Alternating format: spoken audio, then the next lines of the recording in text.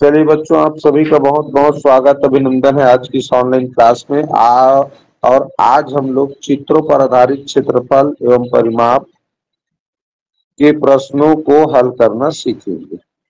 ठीक है, चित्र रहेंगे हर प्रश्न में और उन्हीं प्रश्नों को और उसमें माप दिया रहेगा। तो उस तरह के प्रश्न को कैसे हल करते हैं, तो चलिए बिना समय गंवाए आज का पहला प्रश्न लेते हैं। ये आ गया बच्चों हमारे पास आज की क्लास का पहला प्रश्न। देखो लिखा है, चतुर्भुज एबीसीडी में यदि ए बराबर 2, बी बराबर 3 और सी बराबर 3.2 है, तो एबीसीडी का हमको क्या ज्ञात करना है? परिमाप। परिमाप ज्ञात करना। ये एबीसीडी का जो चतुर्भुज है, इसका हमको परिमाप ज्ञात करना है।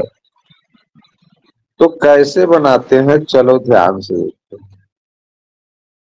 पता होना चाहिए कि परिमाप ज्ञात करने के लिए क्या जानना रहता है। परिमाप का मतलब क्या होता है? चारों भुजों का योग। ठीक, चारों भुजा का अगर हमको माप पता चल जाए तो उन चारों भुजाओं के माप को योग कर देंगे, मतलब जोड़ देंगे। बहुत बढ़िया। तो देखो बच्चों, ए बी ये जो भुजा है, इसका माप दिया है 3.1 गुणित ए। अब प्रश्न में देखो ए बराबर दे दिया है, ए बराबर 2, तो हमको क्या करना है? ये ए की जगह में लिखना है 2। तो 3.1 गुणित ए की जगह में 2 लिखेंगे तो क्या मिलेगा जी? ये 6.2 मिलेगा। 31 दूनी 62 और बीच में दशमलव है, दशमलव आ गया।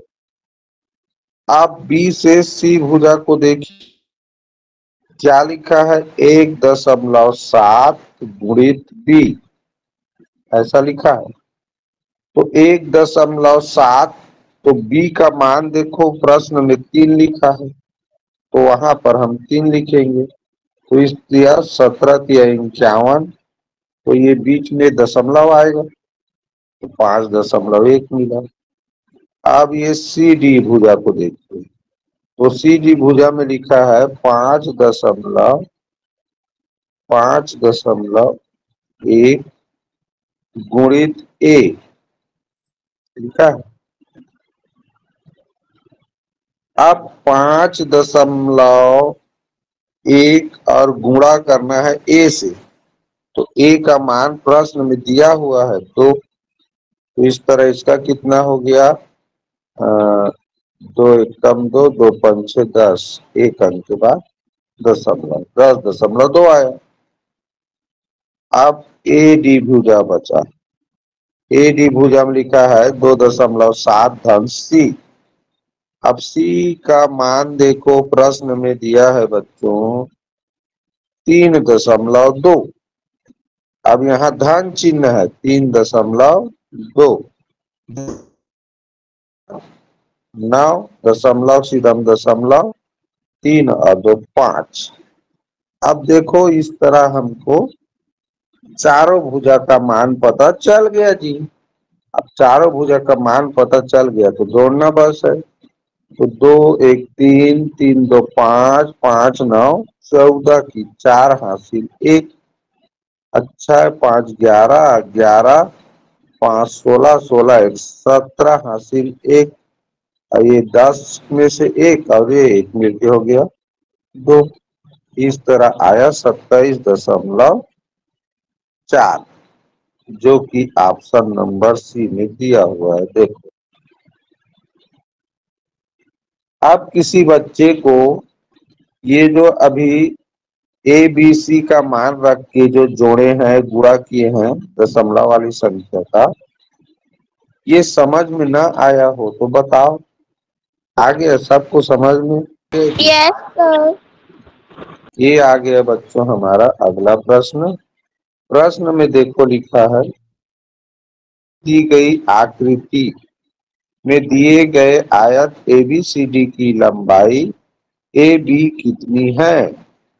ये A से ये B तक की जो माप है ये कितना है ये पूछ रहा है।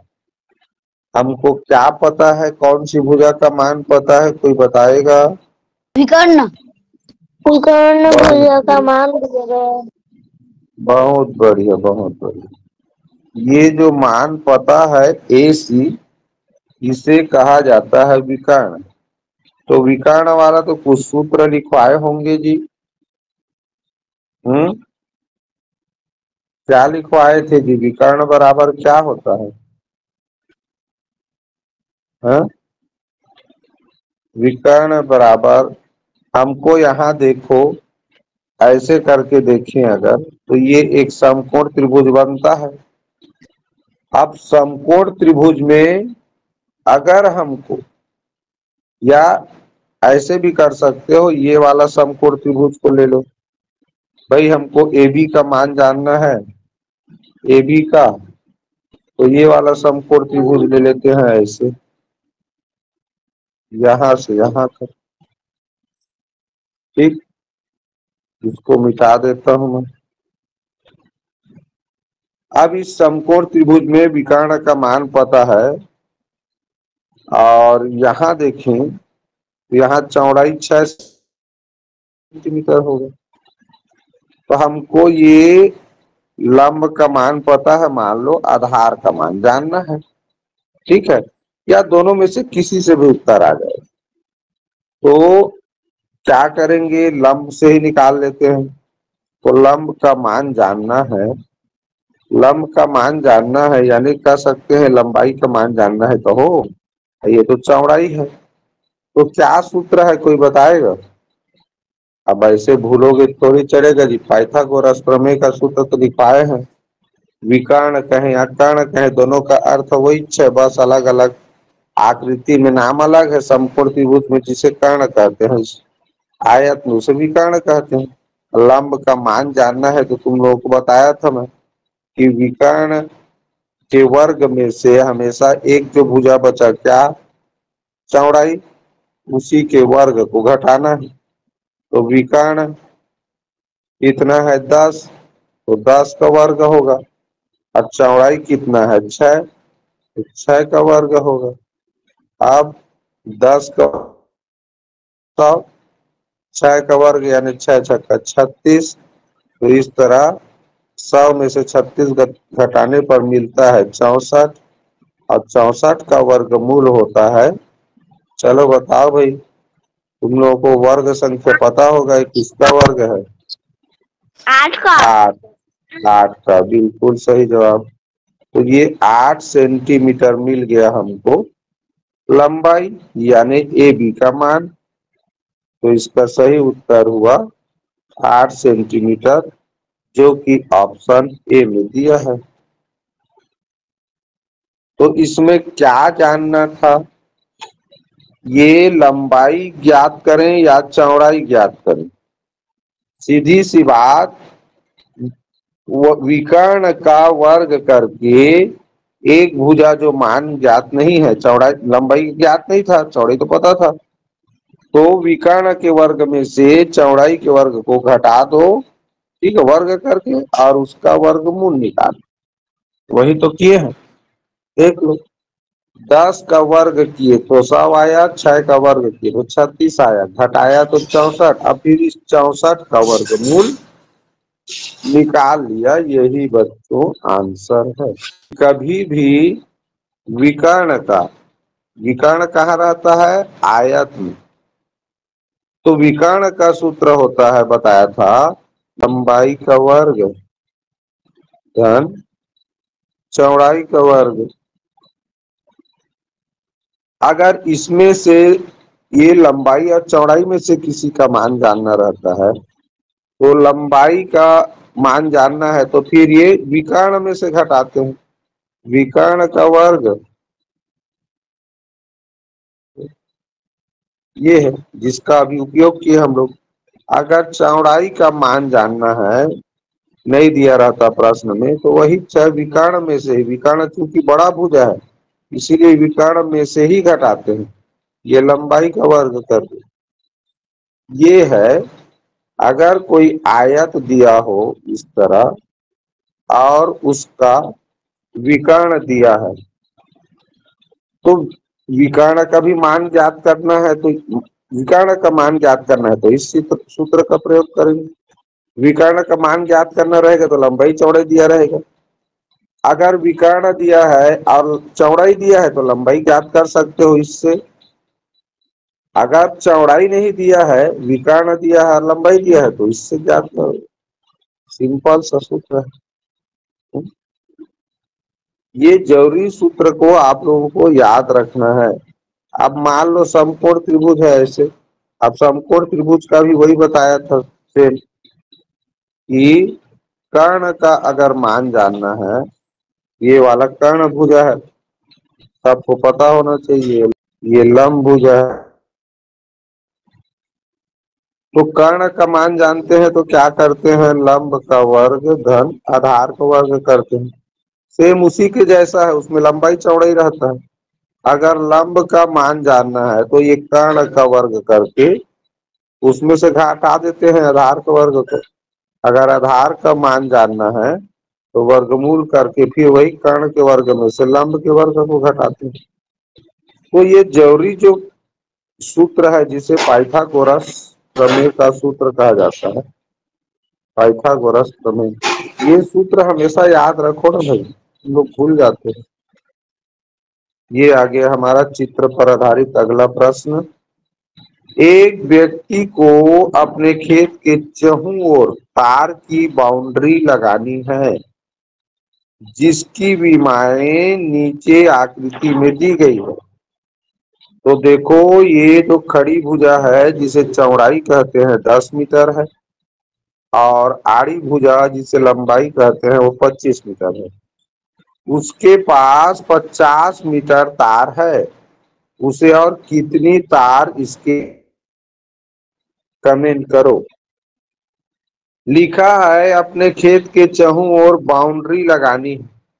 अब ये खेत है तो बाउंड्री इस लाइन में ही तो लगेगा, ये लाइन में ही तो लगाएगा जिससे ये आयत बना है। खेत के कभी भी चारों ओर लगाएंगे बोलेंगे तो ये लाइन में ही तो लगाएगा। तो लाइन के माप को क्या बोलते हैं, चारों भुजा के माप को क्या बोला जाता है, परिमाप। तो परिमाप को ढूंढना था भाई। अब परिमाप जानने के लिए स्पष्ट रूप से दिया है 2 गुणित लंबाई धन चौड़ाई, ये तो सब बच्चे को पता ही होगा।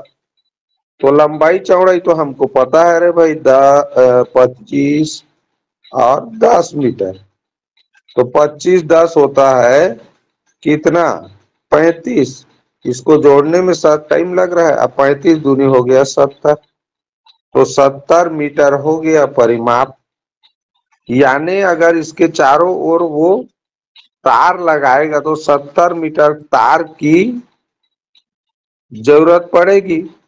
लेकिन कह रहा है उसके पास 50 मीटर तार है, पहले से 50 मीटर है, तो 20 मीटर और नहीं लगेगा जी। इतना सरल प्रश्न का उत्तर। अरे भैया ये खेत है तो खेत में बाउंड्री तार ये सब कहाँ लगाते हैं, पार में। ये जो लाइन खींचते हैं भुजा बोलते हैं जिसको, या आयत में लंबाई चौड़ाई बोलते हैं, ये तो ये चारों भुजा में ही तो तार लगाएगा वो। तो जब भी भुजा वाला आएगा तार लगाना, मैं बार बार बोला हूं, परिमाप ज्ञात करना रहता है। तो परिमाप तो सिंपल है ना, लंबाई चौड़ाई को जोड़ दो, डबल कर दो, हो गया। अरे उतना ही, उतना भी मत करो भाई, नहीं जानते तो जोड़ लो ना।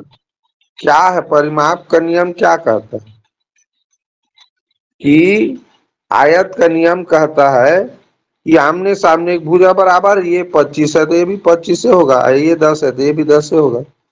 अब 2 बार 25 है, 2 बार 10 है, जोड़ेंगे तो कितना आ रहा है, 70। अब 70 मीटर तार लगना है इसके चारों तरफ पे, एक बार तार लगाएगा तो लिखा है प्रश्न में उसके पास 50 मीटर तार है, तो उसे और कितनी तार इसके लिए चाहिए।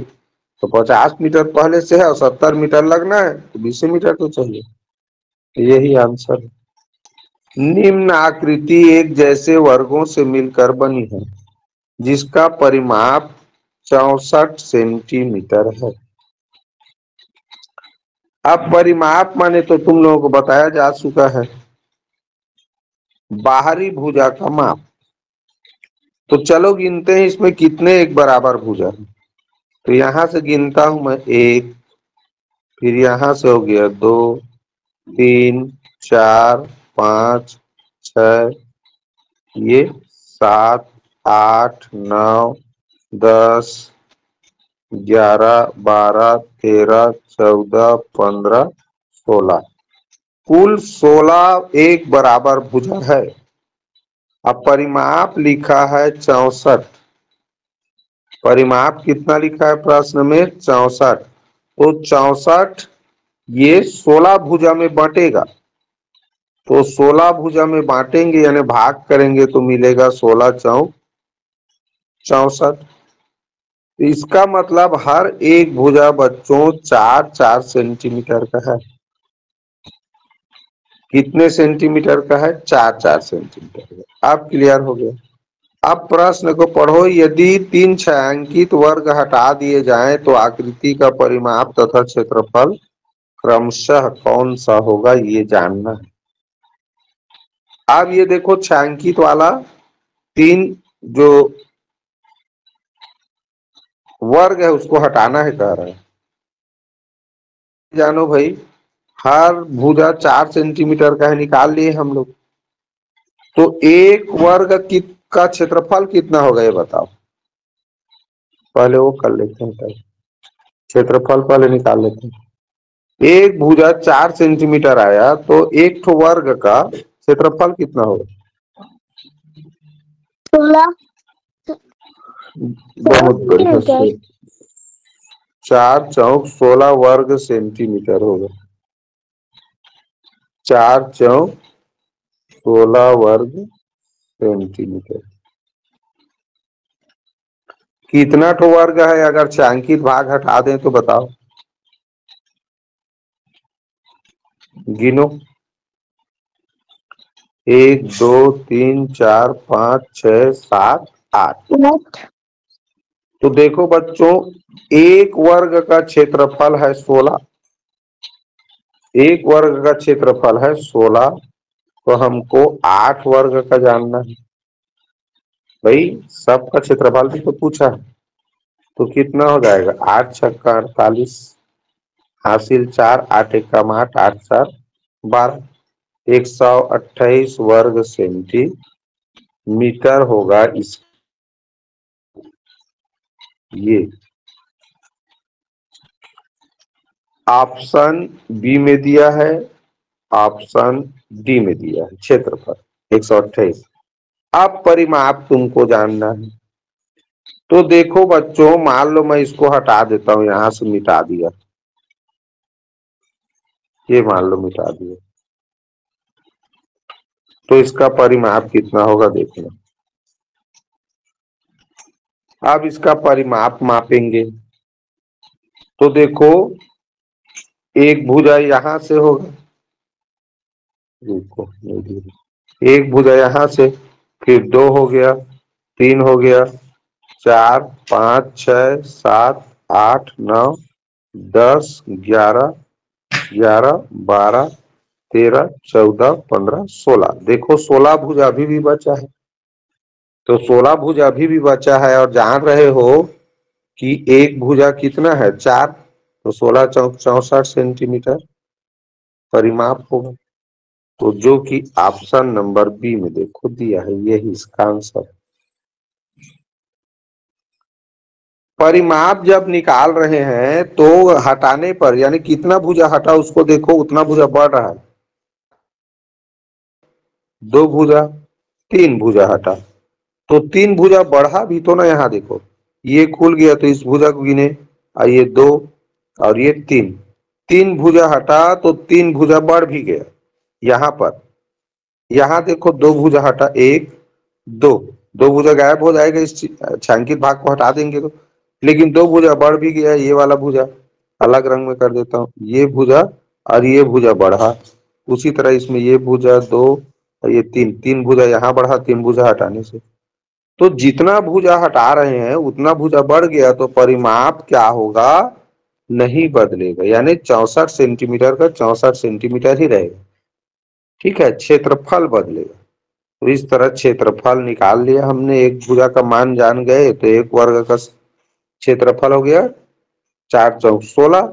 अब चूंकि कुल 8 वर्ग है बने हैं इसमें छायांकित भाग को हटाने के बाद, तो 8 से गुणा कर दिए तो 128 वर्ग सेंटीमीटर है क्षेत्रफल, और परिमाप 64 सेंटीमीटर का 64 ही सेंटीमीटर है। ठीक, अब बताओ भाई इसमें कोई समस्या हो, क्या मैं आगे बढ़ूं? इस तरह का प्रश्न टेस्ट में आएगा। नहीं है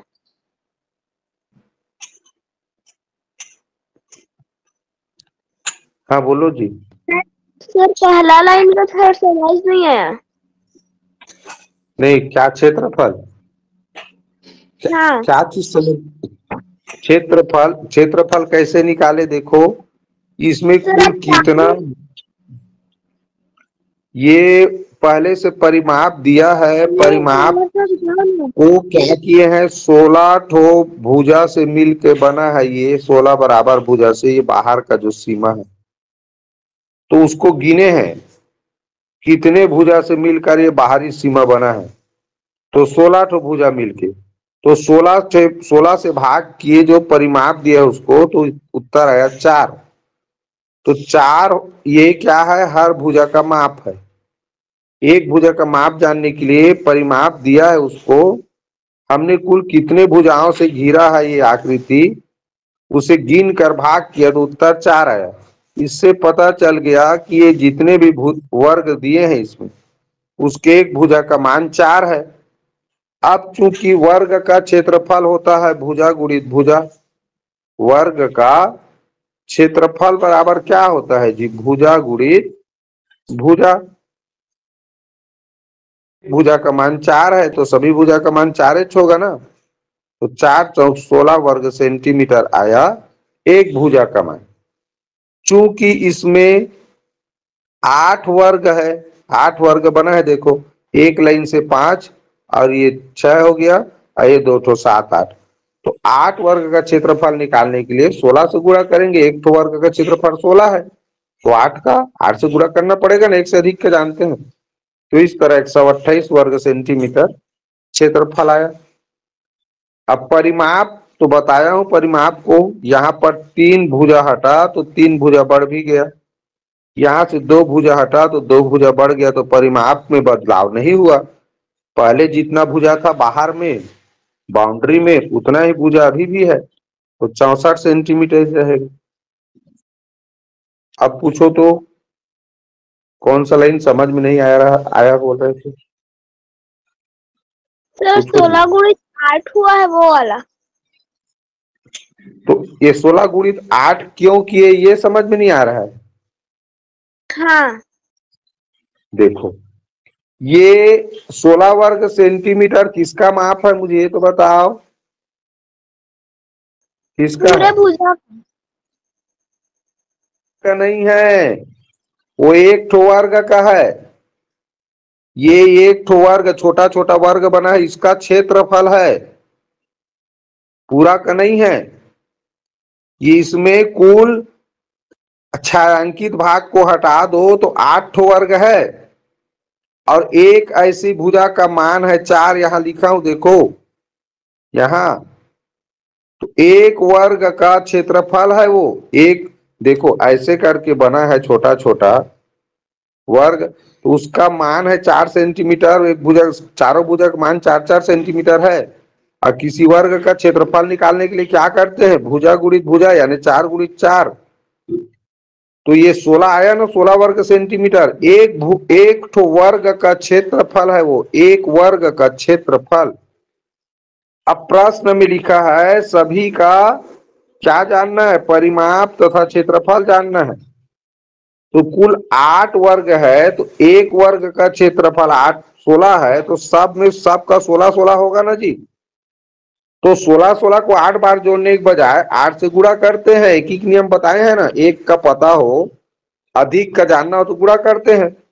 तो 1 वर्ग का 16 वर्ग सेंटीमीटर है, तो 8 वर्ग का 128 वर्ग सेंटीमीटर आ गया। तुम ये नहीं समझी हो कि ये दरअसल 1 वर्ग का क्षेत्रफल है, 1 वर्ग का, और कुल इसमें 8 वर्ग है। छायांकित वाला को हटा के हमको क्षेत्रफल जानना है। आप समझ में आया? Yes sir. ये 4 कैसे में आया ये समझ में आया कि नहीं? पहले 4 को समझना जरूरी है। 4 कैसे में आया? हाँ आ गया। परिमाप, हाँ, ये जो परिमाप प्रश्न में दिया है 64 सेंटीमीटर, हमने क्या किया, ये जो आकृति बना है वो कितने बराबर भुजाओं से मिलकर बना है उसको हमने गिना। ठीक है, तो बाहरी सीमा में कितने बराबर भुजा है उसको गिना। तो जैसे 1, यहां से 2 हो गया, 3, 4, 5, 6, 7, 8, 9, 10, 11, 12, 13, 14, 15, 16। तो 16 बराबर भुजाओं से मिलकर इसका परिमाप यानी बाहरी सीमा बना है। इसीलिए ये जो इसका परिमाप है उसको 16 से भाग किए तो जो उत्तर आया 4, यही हर एक भुजा का माप है। तो इसमें जिसको अभी गिने हैं ना 16 ठो, सब 4-4 सेंटीमीटर है इसमें। तो भाई, तो 1 वर्ग हर वर्ग का, हर एक भुजा 4 है तो 1 वर्ग का 16 आ गया, और 8 इसमें वर्ग बने हैं। तो 16 बार होगा ना, 8 बार होगा 16, तो 16 को 8 बार जोड़ने के बजाय 16 का 8 से गुणा करते हैं एक ही। चलो, इस तरह का प्रश्न पूछा जाता है। ये थोड़ा सा घन घनाभ वाला हो गया। ये देखो बच्चों, घनाभ का पहले आयतन बता दो। घनाभ का भी पढ़ाया नहीं तुम लोगों को, लेकिन सिंपल सा सूत्र होता है। घनाभ का आयतन बराबर होता है लंबाई गुणित चौड़ाई गुणित ऊंचाई, तीनों का गुणा कर देते हैं। अब देखो भाई, ये घनाभ का एक चित्र है दिया है ना, यहाँ दिखाए गए आयताकार ठोस का आयतन क्या है, तो एक घनाभ के आकार का ठोस है। अब इसमें ये लंबाई दिया है 5, चौड़ाई दिया है 3, ऊंचाई दिया है 2। आपको बस इसका आयतन निकालना है इस सूत्र से। चलिए ऑप्शन कमेंट नंबर कीजिए। C. Option number C sir. Option number बिल्कुल सही जवाब। लंबाई 5 है, चौड़ाई 3 है, ऊंचाई 2 है। अब गुणा ऑप्शन करना है, नंबर सी याद सर, रखो। देवांशी श्रीवास। आयतन निकालोगे तो घन सेंटीमीटर लिखना पड़ेगा, सेंटीमीटर है। क्षेत्रफल में जैसे वर्ग लिखते हैं, आयतन में घन लिखना पड़ता है। तो 5 दिया 15, और 15 दूनी 30, सिंपल सा है 30 घन सेंटीमीटर। अभी मैं आप लोगों को एक चीज बता रहा हूं, बार बार ध्यान देना। क्या लिखना पड़ता है बोला मैंने? जब भी आयतन निकालोगे किसी ठोस का, किसी घन का, घनाभ का, तो संख्या लिखने के बाद घन लिखना पड़ेगा। और सेंटीमीटर में मापा गया है तो सेंटीमीटर, मीटर में मापा जाएगा तो मीटर। जैसे क्षेत्रफल का उत्तर लिखते समय वर्ग लिखना जरूरी है संख्या के बाद, वैसे ही आयतन का सूत्र, आयतन का उत्तर लिखते समय घन लिखना जरूरी है। देखो प्रश्न में सब में घन लिखा है, इसके बारे में और समझाऊंगा। ठीक, आ गया अगला प्रश्न। चलो देखो बच्चों, ये छायांकित क्षेत्र का क्षेत्रफल होगा कह रहा है। अब ये छायांकित क्षेत्र में ये कट गया है, तो पूरा का क्षेत्रफल निकाल के इसका क्षेत्रफल घटा सब दोगे तो उत्तर आ जाएगा। ठीक है, चलिए भाई देखो, ये कोई ज्यादा कठिन प्रश्न नहीं था। हम दो पहले यहां से यहां तक देखो, इधर 15 लिखा है तो सामने भुजा भी 15 ही होगा। ये 15 लिखा है तो ये भी 15 ही होगा। इसका मतलब ये चारों भुजा 15 है, मतलब वर्ग है। तो वर्ग का क्षेत्रफल जानना है तो एक भुजा 15 है तो दोनों भुजा 15 ही है, सब भुजा। तो इस तरह हो गया 15 15 225 वर्ग सेंटीमीटर। लेकिन यहां से एक कटा हुआ है और जिसका ये लंबाई पता है हमको, एक आयताकार रूप में कटा है। तो आयत का क्षेत्रफल जानना है इस आयत का। तो आयत का क्षेत्रफल बराबर होता है लंबाई गुणित चौड़ाई। अब लंबाई पता, ऐसे खड़ी भुजा पता है 5 सेंटीमीटर। अब आड़ी भुजा जानना है, यही तो इसमें का कठिनाई है केवल। अब वो भी कठिनाई कोई ज्यादा नहीं है। कैसे में? अरे भैया यहाँ तक 3 है, यहाँ तक 8 है, तो 8 3 तो 11 हुआ। और जब ये टोटल 15 है, यहां से लेकर यहां तक 15 है और यहां तक 3, यहां तक 8, तो 11 हुआ। तो 4 कम नहीं है जी 15 में से अभी है दिया है। और टोटल 15 है, तो 15 में से 11 तो घट गया, तो 4 नहीं बचा। इसका मतलब इसका चौड़ाई कितना हुआ, यानी जो आड़ी भुजा है 4 हुआ। तो 4 हुआ तो 5 चौक 20 नहीं होगा, ये हो गया ये दे 5 चौक 20 वर्ग सेंटीमीटर। अब वो तो घट जाएगा ना, इतना कटा हुआ है इसका। तो 225 हुआ था सब मिला के। अब 20 को घटा दोगे तो 205 नहीं बचा। 205 वर्ग सेंटीमीटर इसका क्षेत्रफल होगा, आंसर है। कोई भी वर्ग में से कटा हुआ है कहीं पर हिस्सा, तो उसका लंबाई चौड़ाई जानना रहता है। पहले पूरा का निकाल लेते हैं क्षेत्रफल। एक पूरा वर्ग मान लिए तो 15 गुणित 15, एक वर्ग का आकृति है तो 225 वर्ग सेंटीमीटर हुआ। तुमको केवल ये जानना था इस कटे हुए भाग का लंबाई। एक तरह से देखें तो एक खड़ी भुजा दिया है, आड़ी भुजा जानना था। तो आड़ी भुजा भैया इधर देखो ना, यहां से 3 है, यहां से 8 है। अब सब मिला के तो 15 है। ऐसे अगर पूरा जुड़ा होता तो 15 होता। तो 3 और 8 15 में से कम हो गया, तो इसका मतलब ये भाग 4 है। आप जोड़ के देखो, ये 3 है, ये 4 है, तो 7 और 8 7 15 हो रहा है टोटल। तो ये भुजा 4 है तो ये भुजा भी 4, और क्या लंबाई चौड़ाई पता चल गया। 4 5 20 वर्ग। ये कटा हुआ भाग का क्षेत्रफल 20 वर्ग सेंटीमीटर। तो उसको घटाएंगे क्योंकि हमको छायांकित भाग का जानना है, और वो तो छायांकित भाग नहीं है। ठीक, तो इस तरह 205 वर्ग सेंटीमीटर है। दिए गए चित्र से अंदर की आकृति का क्षेत्रफल ज्ञात करें। अब ये तो और कठिन हो जाएगा तुम लोगों के लिए, लेकिन सरल बना के बता रहे हैं। देखो बच्चों, यहां से ये भुजा 4 सेंटीमीटर है, ये भुजा 4 सेंटीमीटर। अब ये जो अंदर में जो आकृति बना है ना, ये जिसको मैं हरा रंग में देखो छायांकित कर रहा हूं, इसी का हमको क्षेत्रफल जानना है। तो ध्यान दो, ये भुजा भी 4 है, ये भुजा भी 4 है। इसका मतलब ये वर्गाकार आकृति है। तो पहले इसी का क्षेत्रफल अगर कहें ये बाहर वाला का, तो कितना होगा बताओ। तुम लोग बाहर वाला का क्षेत्रफल बता दो।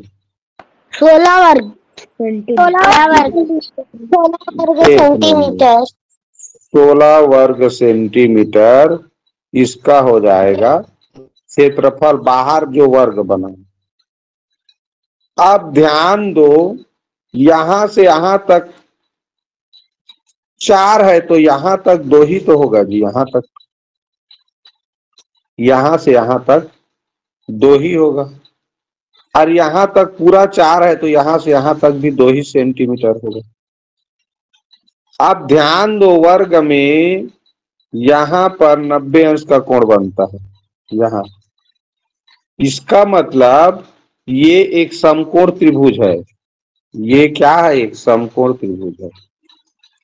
और इसमें कुल 4 समकोण त्रिभुज बने हैं यहां से। तो ये चारों समकोण त्रिभुज का जो क्षेत्रफल है निकाल देंगे तो अंदर आएगा। ये चार समकोण त्रिभुज को काट के निकालना है, तो एक का जान गए तो चारों बराबर है। तो क्या तुम लोग बता सकते हो इस समकोण त्रिभुज का क्षेत्रफल कितना है? जबकि तुमको मान पता है, ये लंब बराबर 2 है, आधार बराबर भी 2 है। तो क्या समकोण त्रिभुज का क्षेत्रफल निकालने का सूत्र से तुम लोग निकाल सकते हो? बताओ, निकाल सकते हो तो तुरंत समझ में आ जाएगा। किसी को पता है समकोण त्रिभुज का क्षेत्रफल निकालने का सूत्र? पता है जी? चुटकी में आ जाएगा, चुटकी में। नहीं पता? 1/2 आधार गुणित लंब। 1/2 आधार गुणित लंब। तो आधार कितना है? कितना है आधार? बोलो, अभी तो बताया हूँ। 2 सेंटीमीटर। स्पष्ट तो दिख रहा है जी, ये 2 और लंब भी ये 2 है, तो ये कट नहीं गया, क्या बचा? 2 ही तो बचा। क्या बचा? नीचे का 2 ऊपर का 2 कटेगा ना, आंसर है। तो क्या बचा? 2 1 कम 2, यानी कि एक समकोण त्रिभुज का क्षेत्रफल हो गया 2 वर्ग सेंटीमीटर। तो सभी देखो एक बराबर है। तो चारों समकोण त्रिभुज का क्षेत्रफल कितना हुआ बताओ? 8 वर्ग सेंटीमीटर। 8 वर्ग सेंटीमीटर। तो उसी को तो घटाने के लिए बोला था ना, तो सब मिला के बड़ा वर्ग का 16 है। अब ये छोटा छोटा जो कट गया कोने से, उसका हो गया 2 वर्ग सेंटीमीटर। तो कुल 8, तो 16 में से 8 घटा दिए तो क्या बचा? 8 वर्ग सेंटीमीटर। यही इसका आंसर है, ऑप्शन डी में दिया है। सिंपल है रे भैया। ठीक, तो यहां पर तुम लोगों को समकोण त्रिभुज का क्षेत्रफल निकालने का सूत्र आना था। क्या किसी बच्चे को इस सूत्र के अलावा और कोई दूसरा सूत्र याद है समकोण त्रिभुज निकालने का?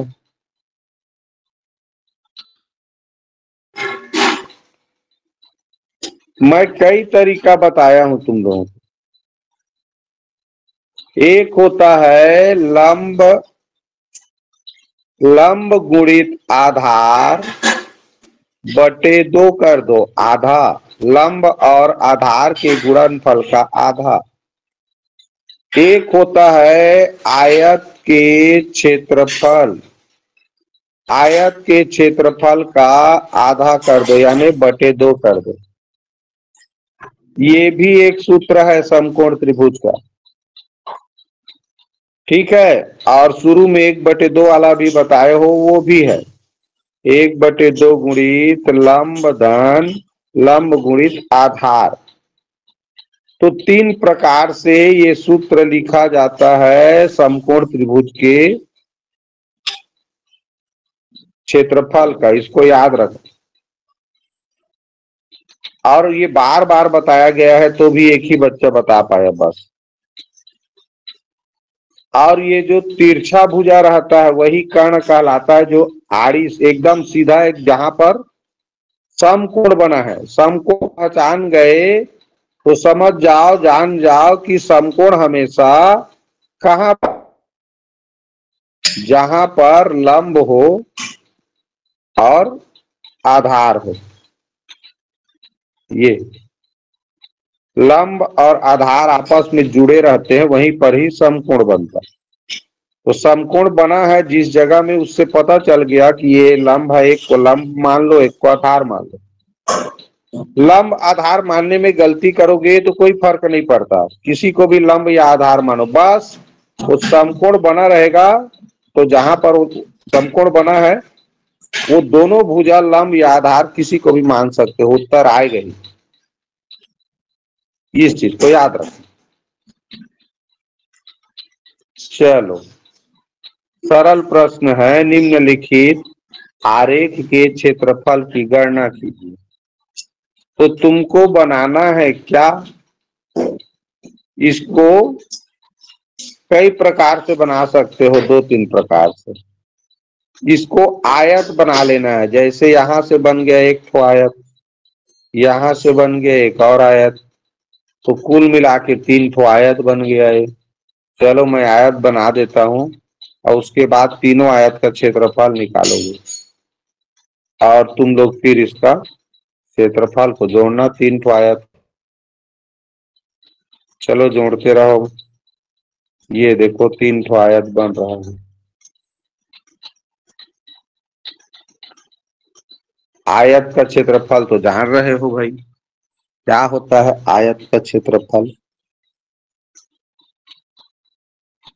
कुल लंबाई मिला गुणित के, चौड़ाई। हाँ, तो 3 ठो आयत है, मैं 3 नंबर तक लिख देता हूँ।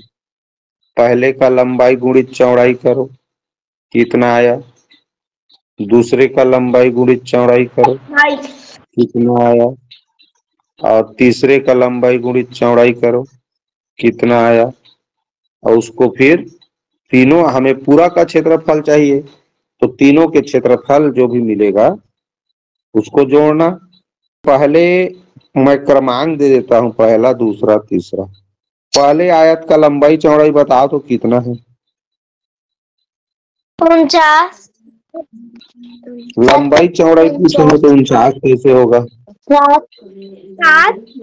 7 लंबाई है और चौड़ाई भी 7 है, 49 वर्ग सेंटीमीटर। अब दूसरे आयत का लंबाई बताओ कितना है? यहां तक तो 7 है, यहां तक 7 है और यहां तक कितना है? दूसरे आयत का जो बच्चा लंबाई जान गया समझ जाओ, निकाल लेगा। 14। 14 है। गलत। और 21। कोई देखो, 21। 21 है, ये बच्चा जान पाया। देखो यहां तक 7 है, अलग अलग कलर में दिखा रहा हूं, फिर यहां तक, फिर यहां तक फिर 7 है, उसके बाद यहां से और 7 है। ठीक है, ये देखो 3 कलर में, लाल को देखो, ये भुजा 7 है और ऊपर 7 है ना जी, नीचे उतना ही लंबा तो रहेगा, ये भी 7 हुआ। और ये वाला भाग पहले से लिखा हुआ है 7 है, तो ये दोनों आपस में आयताकार है, तो सामने का भुजा 7 होगा ना, तो ये 7, ये 7, ये 7, 21 हो गया। इसका लंबाई होगा बच्चों 21 और चौड़ाई तो दिया है स्पष्ट रूप से 7, तो इस तरह गुणा करेंगे, 7 एक कम 14, तो 147 वर्ग सेंटीमीटर हुआ। अब ये तो सेम टू सेम है, इसका अलग से करने की जरूरत नहीं है, 7 गुणित 7 है तो ये भी 49 होगा। आप तीनों का जान गए, तो जोड़ना है। 9 7 16, 16 9 25, हासिल 2, 4 4 8, 8 4 12, 12 2 14, हासिल 1। इस तरह 1 1 2, 245 वर्ग सेंटीमीटर ऑप्शन डी में दिया है, यही इसका आंसर।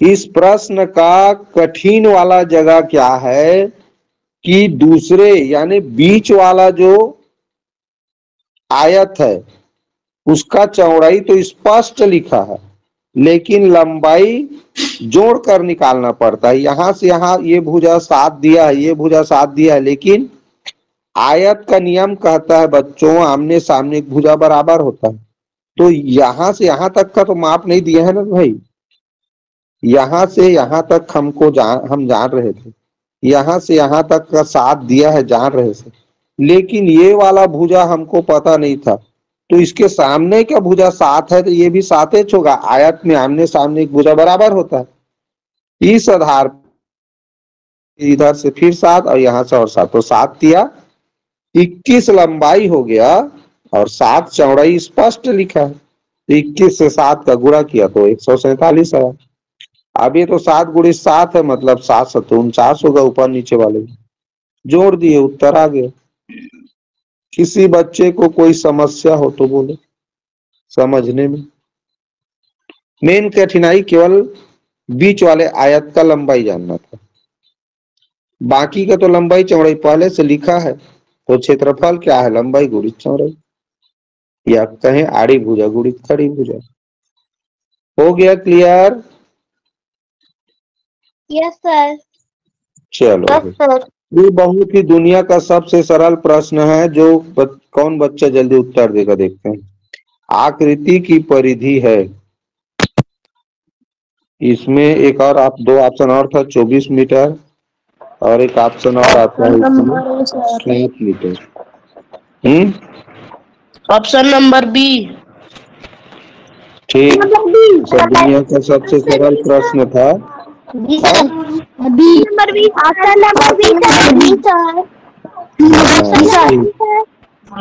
ये बताओ परिधि माने क्या होता है? परिमाप। परिमाप। परिधि माने परिमाप, परिधि माने परिमाप ही होता है। चलो अब हम लोग क्या बोलते हैं, पर्यायवाची पर्यायवाची खेलते हैं। तो परिधि को परिमाप बोलते हैं, और क्या बोलते हैं? परिसीमा। परिसीमा। बहुत बढ़िया, परिसीमा। और क्या बोलते हैं? परिमिति। परिमिति, बहुत बढ़िया। और क्या शब्द पढ़े हैं?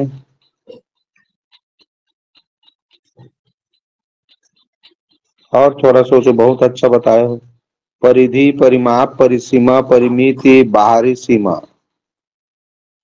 बाहरी सीमा भी किसी प्रश्न में दे सकता है, या ऊपरी सीमा।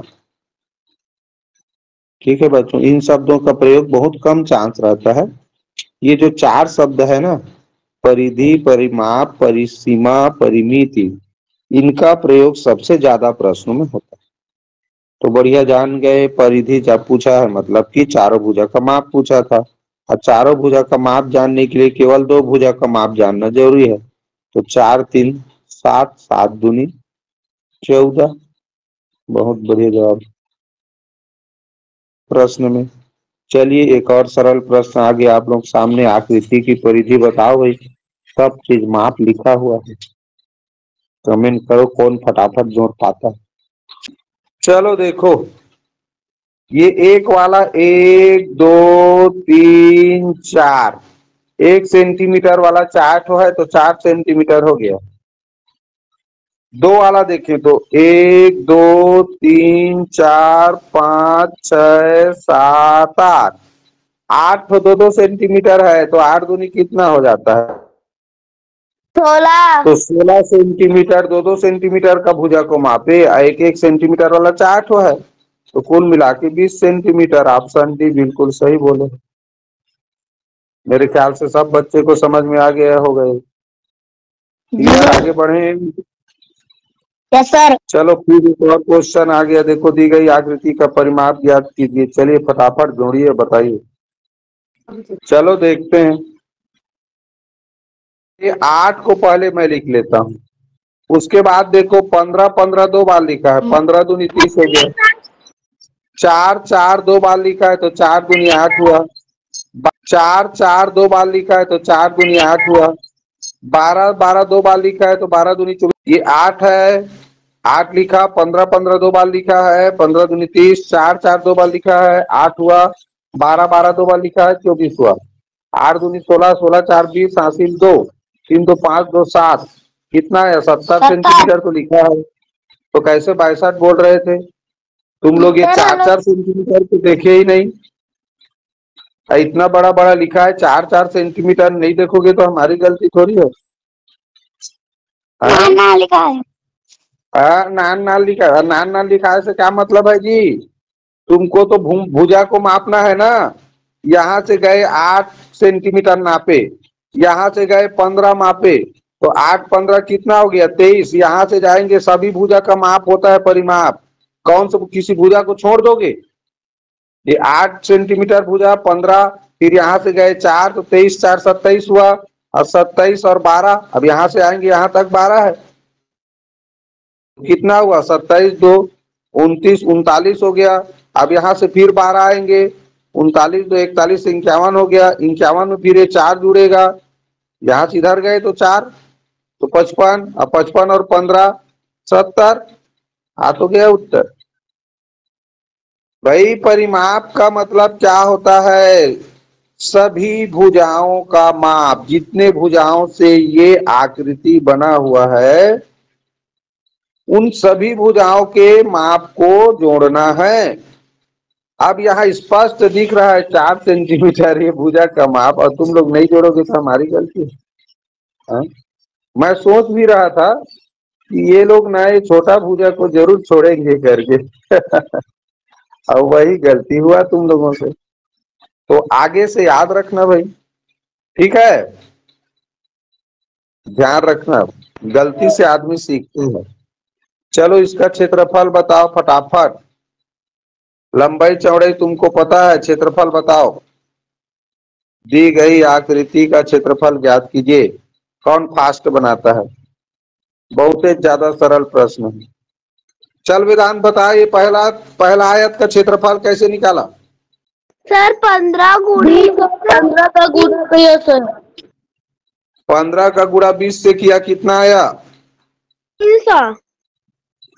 बिल्कुल सही, 300 वर्ग मीटर हो गया। और ये दूसरा आयत का गुणा मैंने जानने के लिए क्या किया? 12 और 10 का 11 और 10 का गुणा किया, कितना आया? 110। बिल्कुल सही। उसके बाद क्या किए? दोनों को जोड़े। दोनों को जोड़े तो कितना हुआ? 410 वर्ग मीटर आया। और क्या आंसर? ऑप्शन ए में दिया है। और तुम लोग बोले हो ए बी, कौन कैसे हिसाब में बोले? दो ही तो इसमें 6 हुए। हाँ, वेदांत कैसे में गलती हुआ? स्पष्ट रूप से 2 आया था इसमें। एक का लंबाई ये 15, चौड़ाई 20 दिया है, तो लंबाई गुणित चौड़ाई गुणा करेंगे, 15 दूनी 30, 300 वर्ग मीटर आया। अब एक आया तो यहाँ से बना है रे भाई, इसका लंबाई चौड़ाई भी दिया है, 11 गुणित 10 तो 11 दहम 110। अब पूरा का क्षेत्रफल पूछा है तो दोनों क्षेत्रफल को जोड़ेंगे तो 410 हुआ, 410 वर्ग मीटर आंसर आया। खटाखट बनाओ, एकदम सरल है, परिमाप बताना है, आकृति की परिमाप जोड़ने वाला प्रश्न है, फटाफट जोड़ दो। चलो बच्चों ध्यान दो, समय कम है, अब लास्ट आ गया, लास्ट प्रश्न है। Option number A sir. 4 6 10, 10 3 13, 13 2 15, 15 2 17, 17 3 20, सभी भुजा को जोड़ लिया, कितना आया? 20 सेंटीमीटर। यही आंसर है बच्चों, परिमाप। ठीक, तो इस तरह आज का जो चित्र पर आधारित प्रश्नोत्तरी था बच्चों, यहीं पर समाप्त करते हैं, क्योंकि